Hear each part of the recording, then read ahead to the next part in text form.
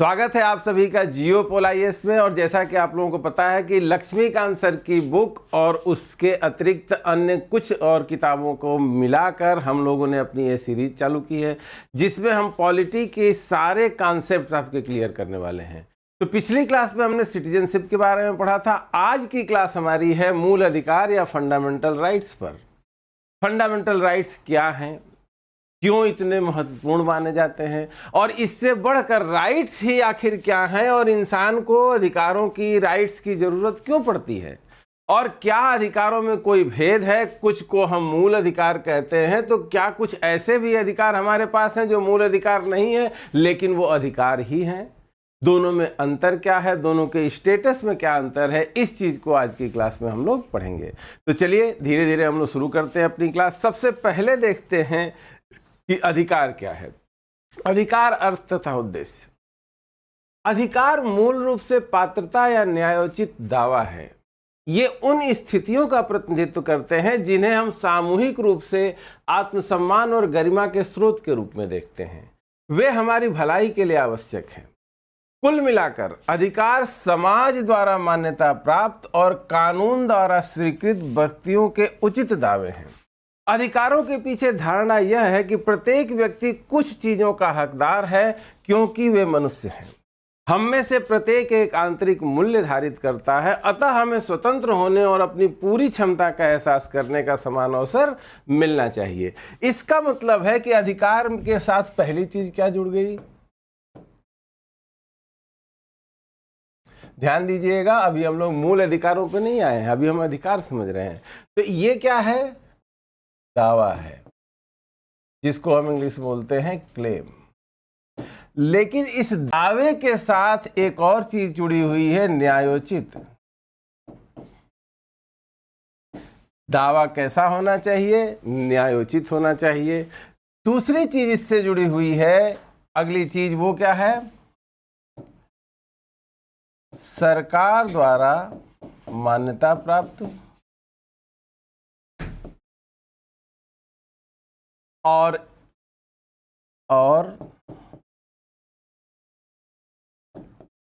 समाज द्वारा स्वीकृत।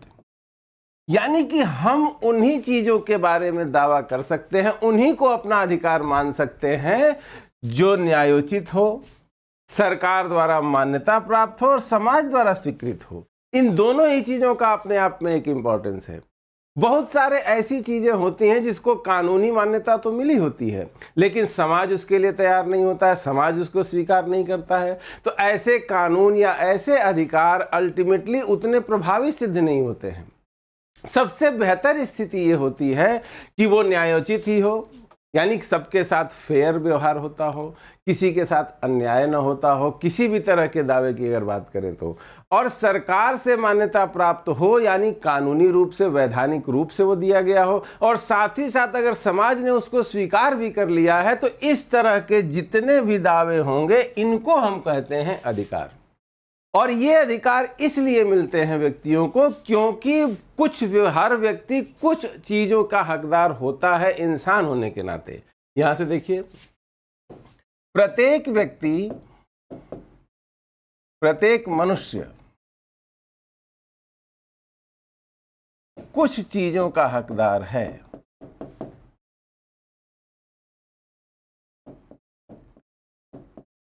केवल मनुष्य होने के नाते।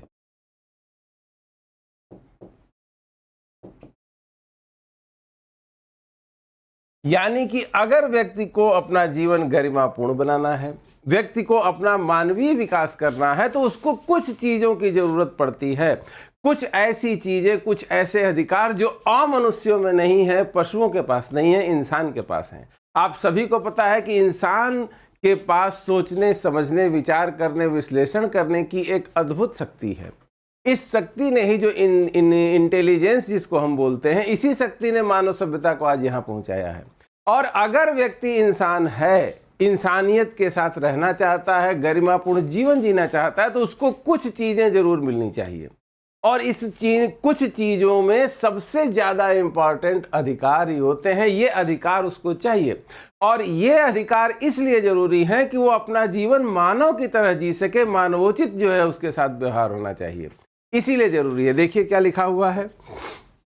अधिकारों के पीछे धारणा यह है कि प्रत्येक व्यक्ति कुछ चीजों का हकदार है क्योंकि वो मनुष्य है। हम में से प्रत्येक एक आंतरिक मूल्य धारित करता है। हमें स्वतंत्र होने, अपनी पूरी क्षमता का एहसास करने और समान अवसर मिलना चाहिए। इसका मतलब है कि हर व्यक्ति को अगर अधिकार सुनिश्चित होंगे, और ऐसे अधिकार जो न्यायोचित हों, सरकार द्वारा मान्यता प्राप्त हों, समाज द्वारा स्वीकृत हों, तो व्यक्ति अपना अधिकतम विकास कर पाएगा। वो जिंदगी में जो बनना चाहता है वो बनने की तरफ अग्रसर हो, बंधनों से मुक्त उसका जीवन हो, और इस तरह का सोशल सिस्टम हो, इस तरह का सामाजिक सपोर्ट उसको मिले कि वो जो भी जिंदगी में बेहतर कर सकता है वो कर पाए। इन्हीं चीज़ों को बोलते हैं अधिकार। तो क्या समझ में आया? अधिकार क्या है? क्लेम है, जस्टिफाइड क्लेम है, यानी न्यायोचित दावा है, सरकार द्वारा मान्यता प्राप्त और समाज द्वारा स्वीकृत अगर है तो सबसे बेहतर स्थिति है। यानी अधिकारों को मान्यता सरकार से भी मिलनी चाहिए और समाज से भी मिलनी चाहिए।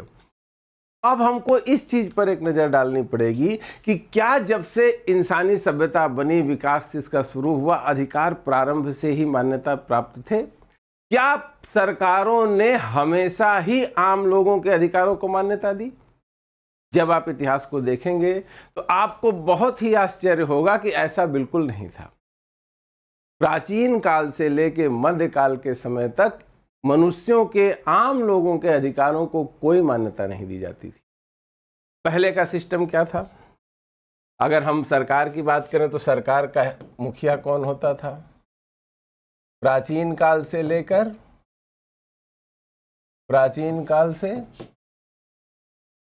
मध्यकाल तक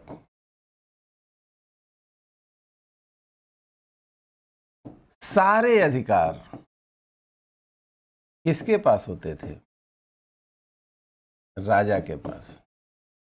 राजा, जिसको किंग भी कहते थे, कहीं बादशाह कहते थे, सारे के सारे अधिकार राजा या किंग के पास होते थे।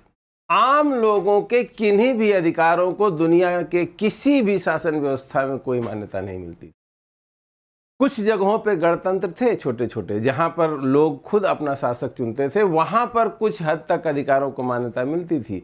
लेकिन वो गणतंत्रात्मक व्यवस्था आगे विकास में जब शक्ति का खेल शुरू हुआ, आपसी संघर्ष शुरू हुआ, तो वो राजशाही में बदल गया। यहाँ तक कि बहुत बड़े बड़े जो फिलासफर हुए पॉलिटिकल साइंस के, उन लोगों ने इस बात को माना कि राजा को शक्तिशाली होना चाहिए, जनता के ऊपर उसको हुकूमत करनी चाहिए। जितना ज़्यादा शक्तिशाली होगा राजा, उतनी ही ज़्यादा शक्तिशाली होगी रियासत या राज्य। इसी चीज को लेकर सारी चीजें बनाई गई थी। और उस समय एक राजा अगर हार जाता था तो हारी हुई जनता के साथ, हारी हुई प्रजा के साथ दूसरा राजा कुछ भी कर सकता था। उनको संपत्ति की सुरक्षा नहीं थी, अपने हिसाब से अपना जीवन जीने की सुरक्षा नहीं थी, किन्हीं भी अधिकारों को कोई मान्यता नहीं दी जाती थी। इसी समय में, ऐसे ही समय में जब किंग के पास सारी शक्तियां संकेंद्रित हो गई थी, एक घटना घटी। वो घटना क्या थी? 1915 में अंग्रेजों ने राजा जॉन को तत्कालीन प्राचीन स्वतंत्रताओं के सम्मान का आश्वासन देने के लिए मजबूर किया। इसको मैग्ना कार्टा कहा गया। मैग्ना कार्टा नागरिकों के मौलिक अधिकारों से संबंधित पहला लिखित दस्तावेज है। कहने का मतलब है कि 1215, डेट याद रखिएगा, कहाँ की घटना है? इंग्लैंड की। कौन राजा थे? राजा जॉन। राजा जॉन 1215 में पहली बार एक ऐसा दस्तावेज तैयार किया गया जहां पर यह कहा गया कि आम लोगों के भी कुछ अधिकार हैं जिन अधिकारों को कोई नहीं छीन सकता है। और अभी तक 1215 से पहले तक ये माना जाता था कि जो राजा है ईश्वर का प्रतिनिधि है। यानी इसे कुछ भी करने की स्वतंत्रता है। राजा ईश्वर का प्रतिनिधि है, उसे कुछ भी करने की स्वतंत्रता है। मोटा मोटी पूरी दुनिया में यही व्यवस्था चल रही थी। 1215 में जो मैग्ना कार्टा जिसकी हम लोग बात किए, इस मैग्ना कार्टा पे हस्ताक्षर हुआ और ये मैग्ना कार्टा ही वो पहला दस्तावेज था जिसमें पहली बार ये बात लिखी गई कि कुछ नियम कानून ऐसे होंगे, कुछ लॉ ऐसे बनेंगे जिसका पालन राजा के लिए भी करना आवश्यक होगा। यानी राजा भी अपनी मनमानी से काम नहीं कर सकता है, आर्बिट्री शासन नहीं होगा, शासन कानून का होगा। इसकी दिशा में पहला कदम उठाया गया और इसके साथ ही इसमें कहा गया कि आम लोगों के कुछ ऐसे अधिकार हैं जिनको मान्यता राजा को भी देनी पड़ेगी और उनका हनन किसी भी हालत में नहीं किया जाएगा। यानी कि राजा जान हो या उनके बाद आने वाले कोई भी राजा हो, हर व्यक्ति को आम लोगों के कुछ अधिकारों को मान्यता देनी पड़ेगी। ये पहली ऐसी घटना थी जहां से अधिकारों की, जनता के अधिकारों की यात्रा शुरू होती है। इसीलिए इस घटना को बहुत बड़ी घटना, इसको एक व्यापक महत्व दिया जाता है। और अल्टीमेटली धीरे धीरे इस घटना में क्या हुआ था, जो अधिकार सुनिश्चित हुए थे लैंड लॉर्ड्स के सुनिश्चित हुए थे।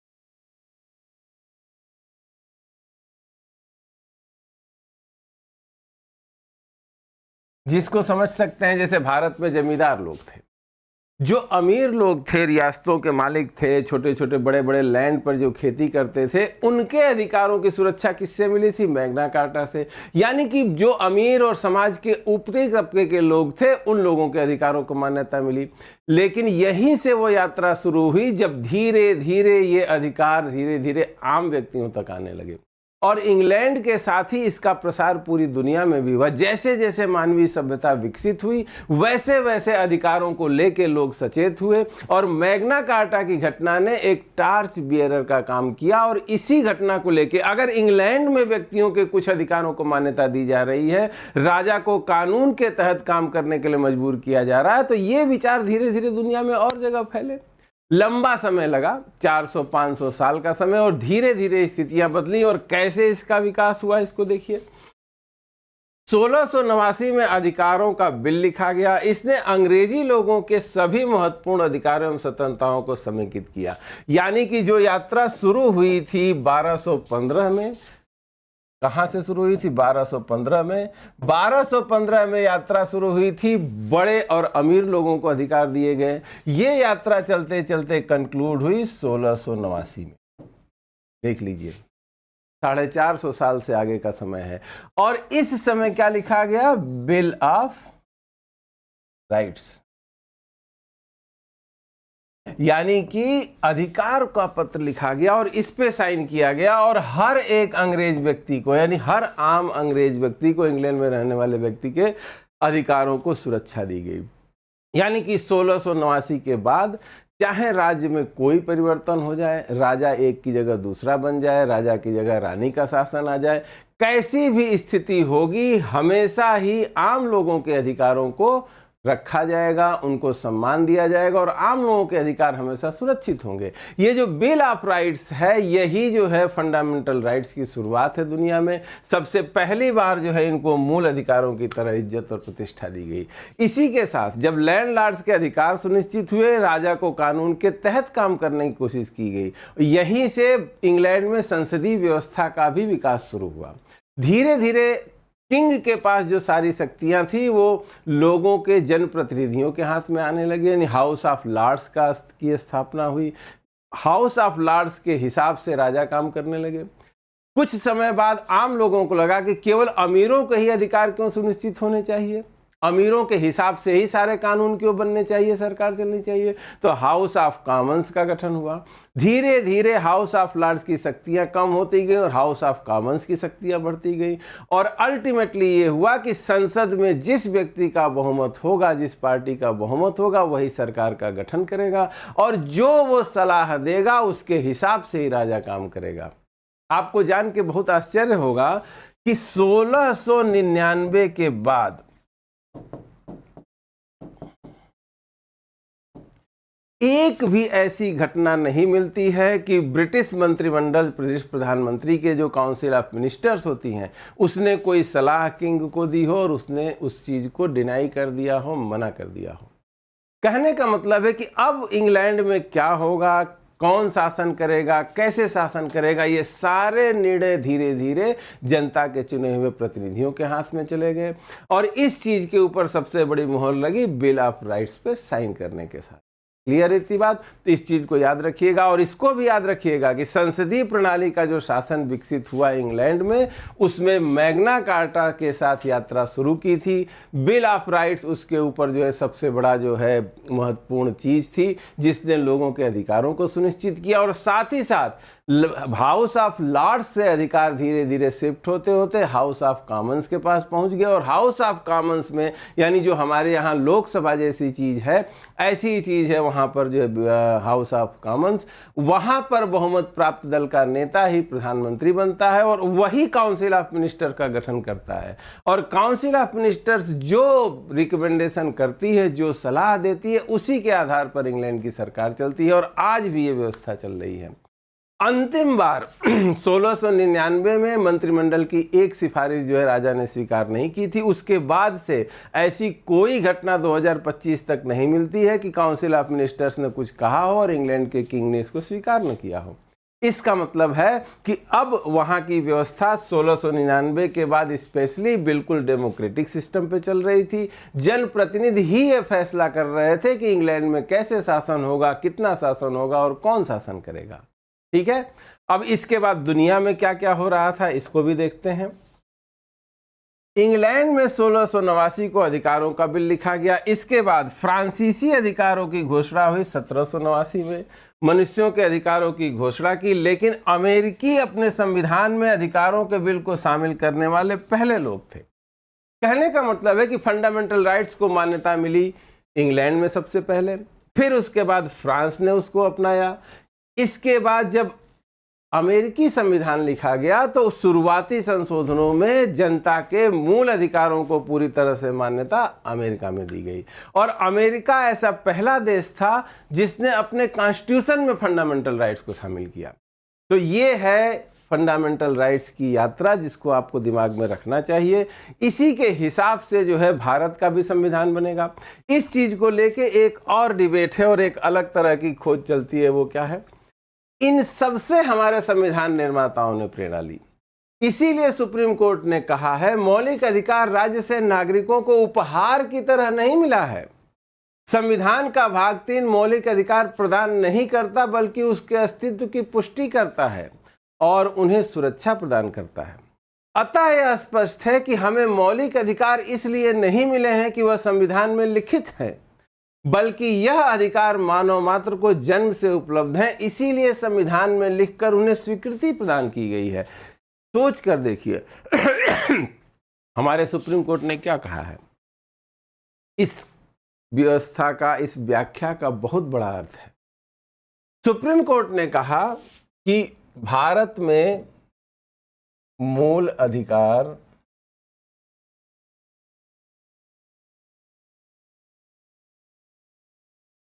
इसलिए नहीं मिले हैं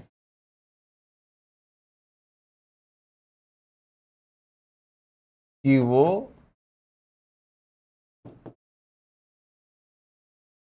संविधान में लिखे हैं,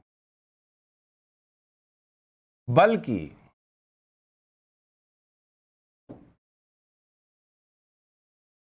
अधिकार तो मानव मात्र के पास जन्म से है।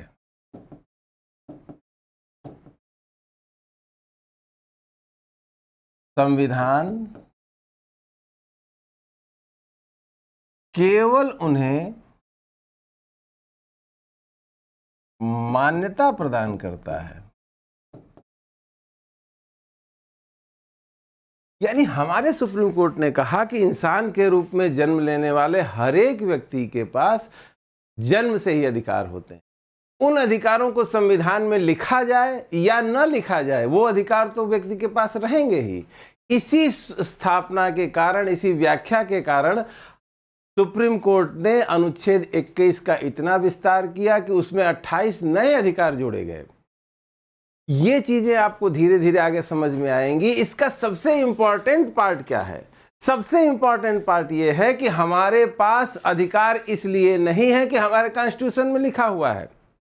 हम अधिकारों के साथ पैदा होते हैं और अधिकार हर एक मनुष्य के पास होते हैं जन्म से ही। संविधान में लिखकर उनको मान्यता प्रदान की गई है। इसका दूसरा अर्थ ये है सुप्रीम कोर्ट के हिसाब से कि जो अधिकारों की सूची भाग 3 में संविधान में लिखी हुई है, हमारे अधिकार केवल उतने तक सीमित नहीं हैं। सभ्य समाज में, देशों में, सभ्य समाजों में जिन अधिकारों को मान्यता दी जाती है, वो सारे के सारे अधिकार जो है भारत में व्यक्तियों को प्राप्त हैं। अधिकारों की ये लिस्ट जो है अपूर्ण है, ये पूर्ण नहीं है। इसमें हमेशा समय के साथ नए नए अधिकारों को भी जोड़ा जाता रहेगा। ठीक है, इतनी चीज बिल्कुल ध्यान रखिएगा कि अधिकार हमको इसलिए नहीं मिले हैं कि वो भाग 3 में लिखे हैं। हम अधिकारों के साथ जन्म लेते हैं, इसीलिए उसको भाग 3 में लिख के मान्यता प्रदान की गई है। जो अधिकार भाग 3 में नहीं है, अगर आगे आने वाले समय में जरूरत होगी तो उन अधिकारों को भी मान्यता हमारा सुप्रीम कोर्ट देगा। इसी प्रक्रिया के द्वारा जो आर्टिकल 21 में बहुत सारे अधिकार जोड़ दिए गए, जो धीरे धीरे हम चैप्टर में जब आगे बढ़ेंगे तो आपको क्लियर होगा। ठीक है, चलिए आगे बढ़ते हैं। इंग्लैंड में और अन्यत्र भी व्यक्ति के अधिकारों के संरक्षक न्यायपालिका है, किंतु इसमें एक मूलभूत अंतर है। मौलिक अधिकार आपने देखा कि इंग्लैंड में भी दिया गया और दूसरी तरफ हमने देखा कि यूएसए में भी दिया गया। और दोनों ही देशों में जो राजनीतिक व्यवस्था है बिल्कुल अलग अलग है, दोनों के बीच कोई मेल नहीं। ये पार्लियामेंट्री सिस्टम से चलती है और ये प्रेसिडेंशियल सिस्टम से चलती है। दोनों के मूल अधिकारों की स्थिति में क्या अंतर है, इसको भी जानना जरूरी है। इंग्लैंड में संसदीय सर्वोच्चता है,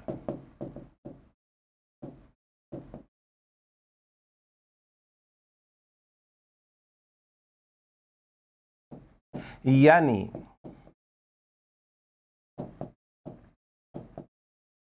इंग्लैंड की संसद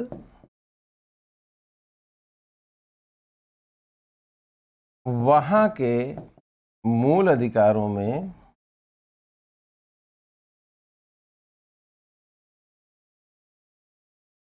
कोई भी संशोधन कर सकती है।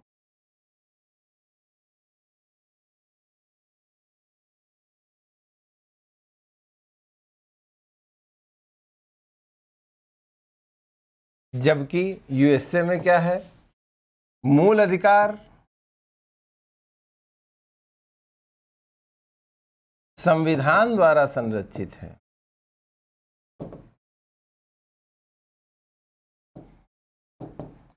संविधान द्वारा संरक्षित है, इसलिए संसद मनमाने परिवर्तन नहीं कर सकती। यानी कि यूएसए में अगर किसी भी मूल अधिकार को छीनना है, उसकी संसद को उसमें परिवर्तन करना है, तो संविधान संशोधन करना पड़ेगा। सामान्य कानून बनाने की प्रक्रिया से साधारण बहुमत से मूल अधिकारों को नहीं छीना जा सकता है। जबकि इंग्लैंड में कोई भी चेंज कर सकते हैं। जिस तरह से एक सामान्य कानून बनाया जाता है, उसी तरह से मूल अधिकारों को छीना जा सकता है। इस दोनों ही व्यवस्था का एक ऐतिहासिक कारण है क्यों ऐसा किया गया। आपने ये देखा कि इंग्लैंड में यात्रा शुरू हुई, यूके में, यहां पे क्या हुआ, किंग से शक्तियां कहां आई, संसद के पास।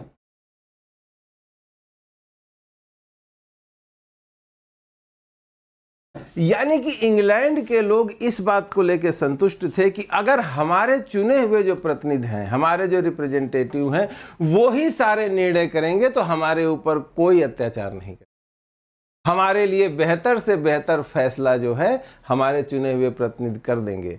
यानी कि इंग्लैंड के लोग किंग की शक्ति से, यानी कार्यपालिका शक्ति, कार्यपालिका के अत्याचार से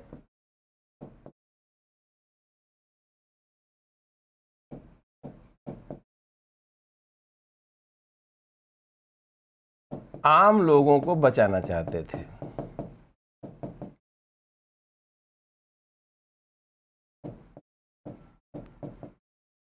वो ये चाहते थे कि सरकार कोई ऑफिसर हो, वो अगर किसी व्यक्ति के जो है मूल अधिकारों का हनन करे, उसकी स्वतंत्रता का हनन करे, तो उससे बचाव होना चाहिए। इसीलिए संसद के पास ये शक्ति दे दी कि वो कार्यपालिका को कंट्रोल करेगी। यानी संसद जो भी कहेगी, हमारे चुने हुए प्रतिनिधि जो कहेंगे, उसके हिसाब से ही शासन चलना चाहिए। और इसी कारण से इंग्लैंड के लोग इस बात को लेकर संतुष्ट हो गए कि जो सरकार है, इसकी शक्तियां अब संसद के पास आ गई हैं, हमारे चुने हुए प्रतिनिधि ही हमारे ऊपर शासन कर रहे हैं, इसलिए कोई टेंशन की बात नहीं है, हमारी संसद हमारे ऊपर कोई अनजस्ट कानून लागू नहीं करेगा। इंग्लैंड में कार्यपालिका से अगर अत्याचार होता है, आम लोगों को बचाना है, तो वहां के लोग न्यायपालिका के पास जा सकते हैं। यानी किसी को गिरफ्तार किया गया, उसकी स्वतंत्रता का हनन किया गया, तो कोर्ट इस बात को देखेगा कि वो ठीक है कि नहीं है। लेकिन अगर संसद ने कोई परिवर्तन कर दिया कानून में, किसी मूल अधिकार को खत्म कर दिया या उसमें कोई कमी कर दी किसी भी अधिकार में व्यक्ति के, तब जो है न्यायपालिका उसमें हस्तक्षेप नहीं कर सकती है। क्यों? क्योंकि वहां का कोई भी ऐसा कानून नहीं है कि जो संसद के ऊपर लागू हो। संसद जो है वहां कुछ भी कर सकती है। इसीलिए इंग्लैंड में कहा जाता है कि वहां पे संसदीय संप्रभुता है। इंग्लैंड की संसद कुछ भी कर सकती है, उसके ऊपर किसी तरह का बंधन नहीं है। जबकि यूएसए में इसके विपरीत स्थिति थी। जब हम यूएसए की स्थिति देखते हैं, यूएसए के लोगों का अनुभव देखिए, किस चीज से वो गुजर रहे थे।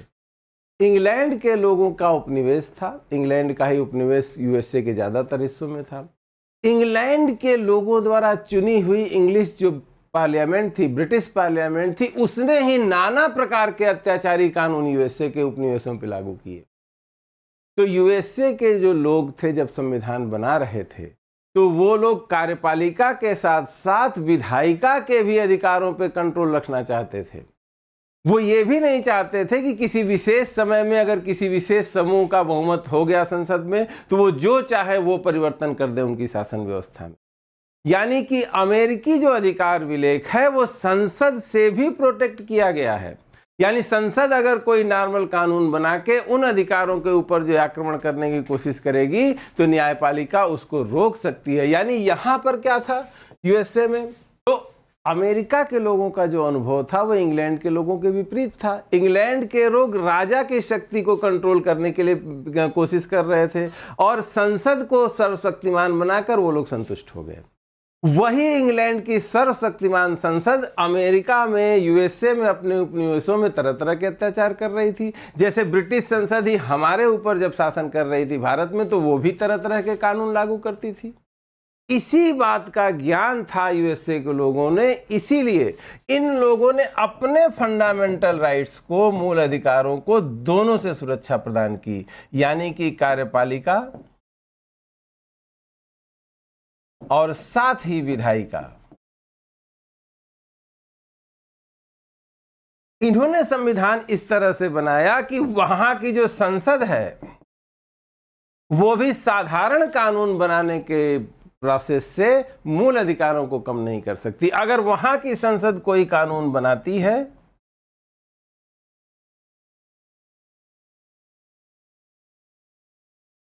जो मूल अधिकारों के विरुद्ध है,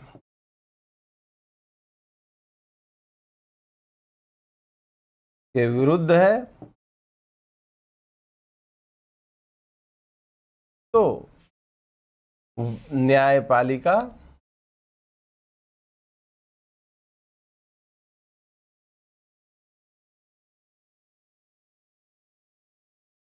उस कानून को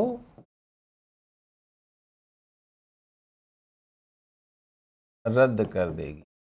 यानी कि अमेरिकी लोग इस बात को ये नहीं चाहते थे कि किसी भी समय में संसद में बहुमत प्राप्त जो लोग हैं, वो लोग मनमाने ढंग से जो है हमारे जो है फंडामेंटल राइट्स को जो है खत्म कर पाएं।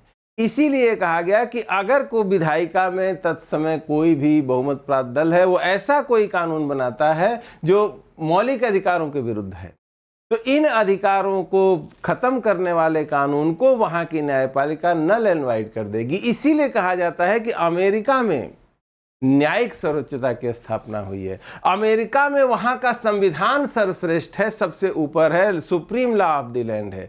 अमेरिका का शासन संविधान के हिसाब से चलता है, जबकि ब्रिटेन में वहां की संसद सर्वोच्च है। जो संसद चाहेगी, चाहे वो फंडामेंटल राइट्स हो, चाहे सामान्य कानून हो, सब में कोई भी परिवर्तन कर सकती है। लेकिन अमेरिकी सिस्टम में कार्यपालिका से तो सुरक्षा मिलती ही है मूल अधिकारों को, विधायिका यानी संसद भी अमेरिका की किसी भी मूल अधिकार को व्यक्तियों से छीन नहीं सकती है। ठीक है।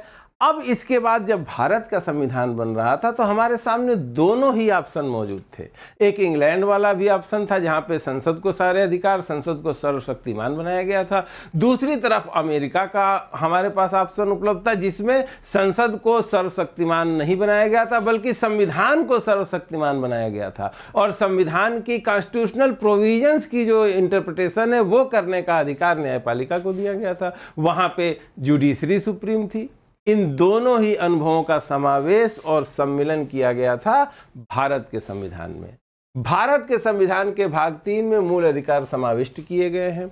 यह न केवल कार्यपालिका की बल्कि विधानमंडल की शक्तियों पर भी लगाई गई मर्यादा के रूप में है। यानी यहां पर हमको ऐसा लग रहा है कि हमने अमेरिकी सिस्टम को अपनाया है।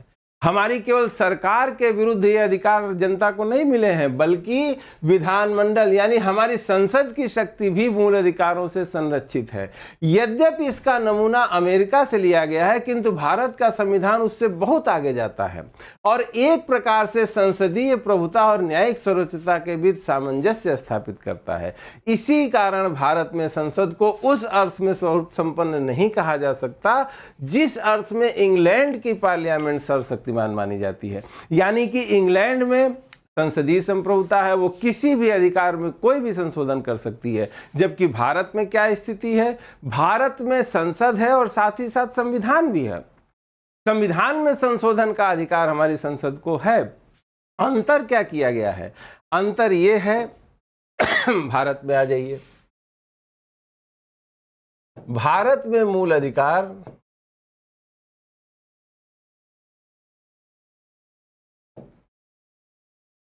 भाग 3 में है संविधान के।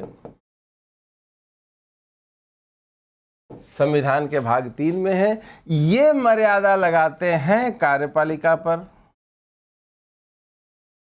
यानी कार्यपालिका की शक्तियों को कंट्रोल करते हैं। दूसरी तरफ संसद पर, यानी संसद भी साधारण कानून निर्माण की शक्ति का प्रयोग करके हमारे मूल अधिकारों का हनन नहीं कर सकती है। अभी हम लोग आगे देखेंगे, अगर यहां हमारी संसद, अगर संसद कोई ऐसा कानून बनाती है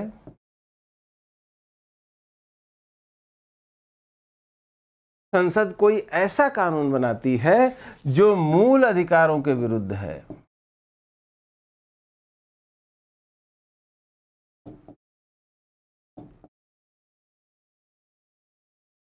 उसे कम कर रही है या खत्म कर रही है, तो न्यायपालिका इसे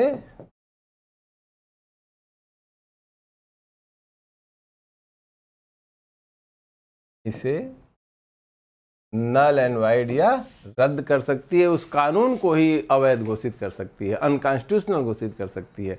इतनी चीज तो बिल्कुल इंग्लैंड जैसी है। लेकिन हमारी संसद संविधान संशोधन द्वारा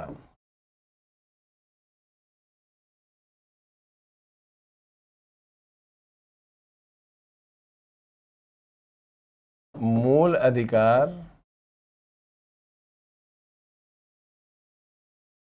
छीन सकती है या कम कर सकती। अब देखिए, दोनों में फिर से शुरू हो गई बात। लेकिन एक शर्त केवल न्यायपालिका ने लगाई है कि हमारे संसद हमारे संविधान में कोई भी संशोधन कर सकती है, मूल अधिकारों में भी संशोधन कर सकती है, लेकिन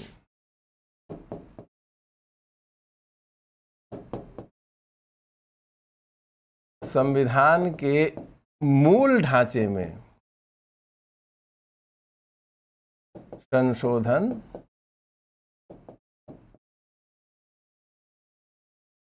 नहीं कर सकते। अब देखिए क्या कंडीशन बनती है, इसको समझने की कोशिश करते हैं पूरी तरह से। ठीक है, भारत के संविधान में मूल अधिकार दिए हुए हैं, भाग 3 में दिए हुए हैं। ये मूल अधिकार कार्यपालिका के लिए बाध्यकर है, संसद के पर भी बाध्यकर है। संसद अगर कोई ऐसा कानून बनाती है जो अधिकारों के विरुद्ध, अधिकारों को कम करती है या खत्म करती है, तो न्यायपालिका इसे रद्द कर देगी।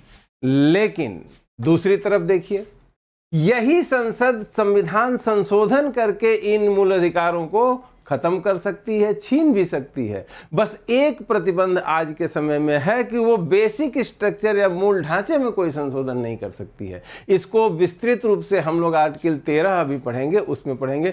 फिलहाल ये जान लीजिए कि भारत का जो अधिकार विलेख है, मौलिक अधिकारों की सूची है, ये सूची जितना बाध्यकर कार्यपालिका पे है उतनी ही बाध्यकर संसद पे है, और न्यायपालिका इस व्याख्या करने के माध्यम से किसी भी कानून को नल एंड कर सकती है, जैसे कि अमेरिका में।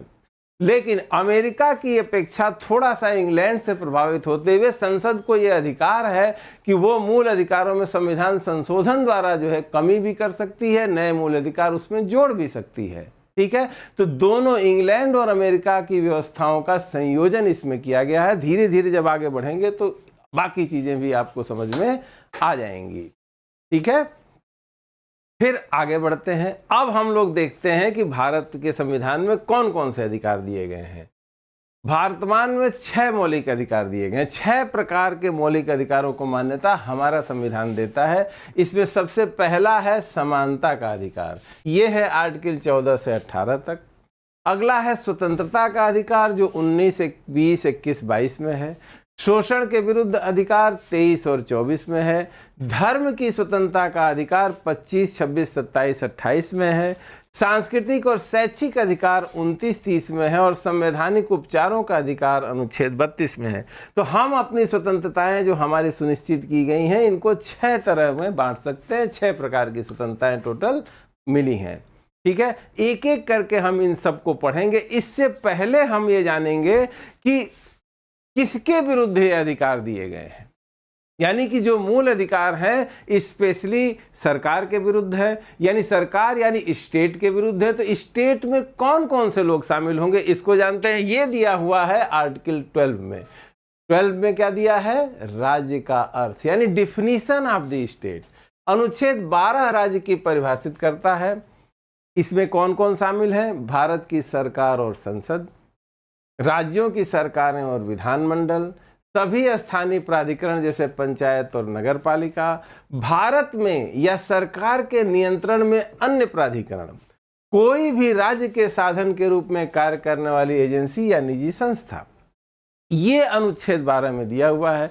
ये तो बिल्कुल स्पष्ट है कि सरकार और संसद सरकार का अंग मानी जाएंगी, राज्य मानी जाएंगी, यानी मूल अधिकार इनके विरुद्ध होंगे। राज्यों की सरकारें और विधानमंडल मूल अधिकार इनके विरुद्ध होंगे।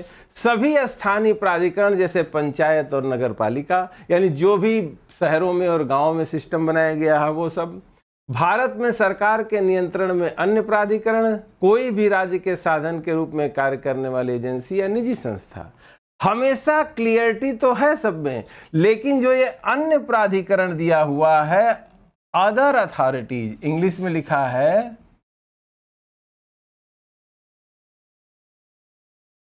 Other authorities.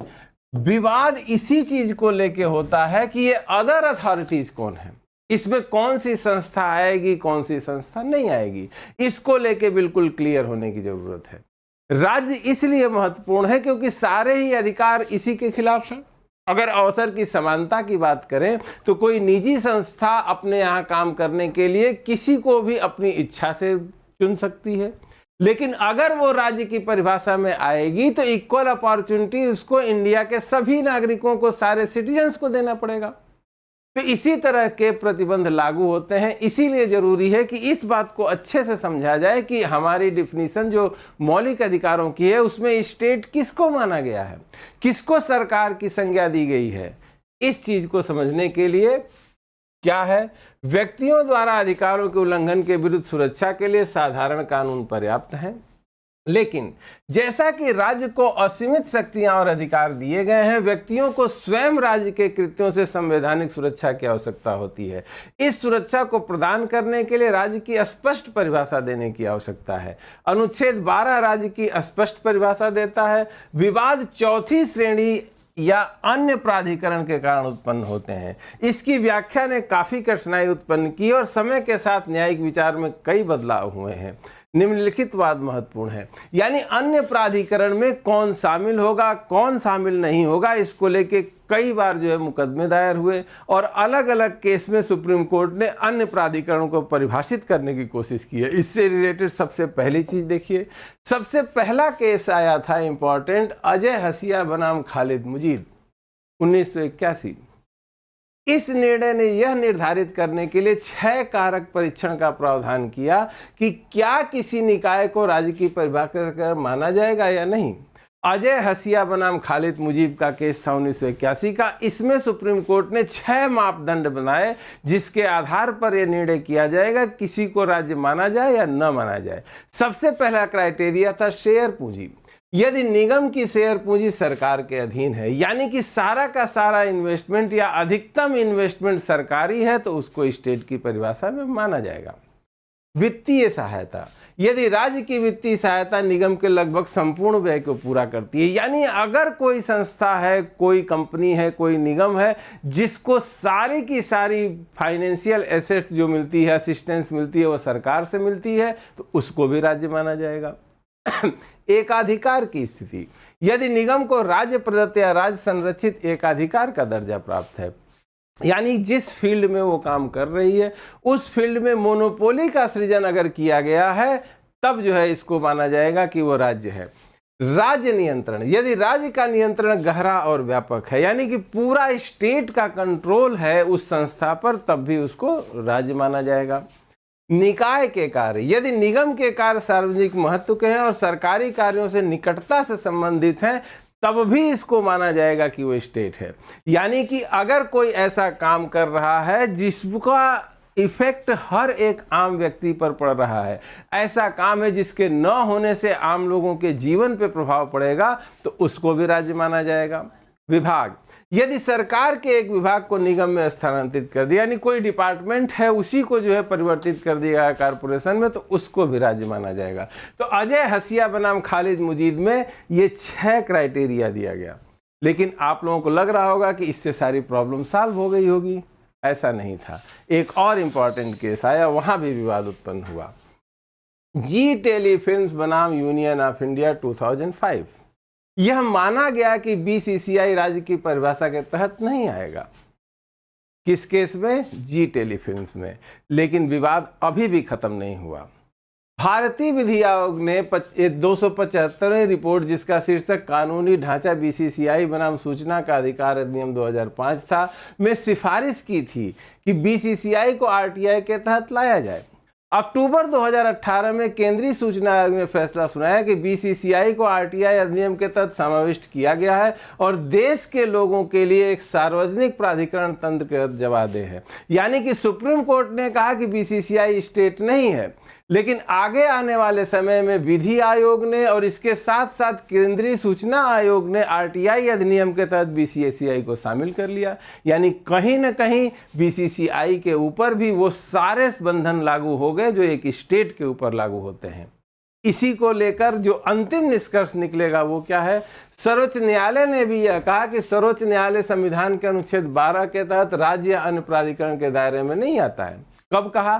पहले के डिसीजन में। लेकिन बाद में क्या चेंज हुआ? वहीं अपने बाद में आने वाले फैसले में सुप्रीम कोर्ट ने उच्चतम न्यायालय के मुख्य न्यायाधीश कार्यालय को सूचना के अधिकार के अंतर्गत माना, और सूचना का अधिकार राज्य के विरुद्ध ही है। तो ये किस तरह का डुअल टोन चल रहा है कि एक जगह माना जा रहा है कि स्टेट की परिभाषा में नहीं, और अगर स्टेट की परिभाषा में नहीं है तो आरटीआई अधिनियम कैसे लागू होगा? इसका मतलब है कि अपना कॉन्सेप्ट हमको अलग ढंग से बनाना पड़ेगा। वो क्या है? अतः यह स्पष्ट है कि हमारे न्यायालय के अनुसार जो भी संस्था सरकार के अधिकारों का प्रयोग कर रही है, सरकार से सहायता प्राप्त कर रही है या कोई भी सार्वजनिक महत्व का काम कर रही है जिससे वह आम लोगों को प्रभावित करने की स्थिति में है या देश के लोगों का प्रतिनिधित्व कर रही है, उसे सामान्यतः राज्य माना जाएगा। अगर इस निष्कर्ष पे हम सारी यात्रा में पहुंचे, इसका मतलब कि बीसीसीआई भी राज्य की परिभाषा में आएगा, सुप्रीम कोर्ट भी राज्य की परिभाषा में आएगा। कोई भी ऐसा प्राधिकरण जो सरकार के काम को कर रहा है, कोई ऐसा काम कर रहा है जिससे आम लोगों का जीवन प्रभावित हो रहा है या पूरे देश का प्रतिनिधित्व कर रहा है, तो ऐसी सारी संस्थाएं सरकार की परिभाषा में आएंगी और अनुच्छेद 12 के तहत उनको स्टेट या राज्य माना जाएगा। और राज्य की परिभाषा इसलिए जरूरी है कि मूल अधिकारों का संरक्षण राज्य के विरुद्ध ही करने की ज्यादातर कोशिश होती है। एक तरह की स्थिति सबके साथ हो, सबके साथ व्यवहार में फेयर और जस्ट होना राज्य की हर एक संस्था की जिम्मेदारी है। इसीलिए जो राज्य की परिभाषा में आता है उसको फेयर और जस्ट होना पड़ेगा। इसको याद रखिएगा, क्या लिखा हुआ है? जो भी संस्था सरकार के अधिकारों का प्रयोग कर रही है, सरकार से सहायता प्राप्त कर रही है, कोई सार्वजनिक महत्व का काम कर रही है जिससे वह आम लोगों को प्रभावित करने की स्थिति में है, साथ ही लोगों का प्रतिनिधित्व कर रही है, उसे सामान्यतः राज्य माना जाएगा। तो ये था हमारे आर्टिकल 12 का जो है लब्यवाब और निष्कर्ष। ठीक है, अब अगली क्लास में हम जो है देखेंगे कि अनुच्छेद 13 में क्या है और कैसे अनुच्छेद 13 और अनुच्छेद 368 जो संविधान संशोधन करने की पावर है उसके बीच संतुलन बनता है। ठीक है, तब तक के लिए थैंक यू।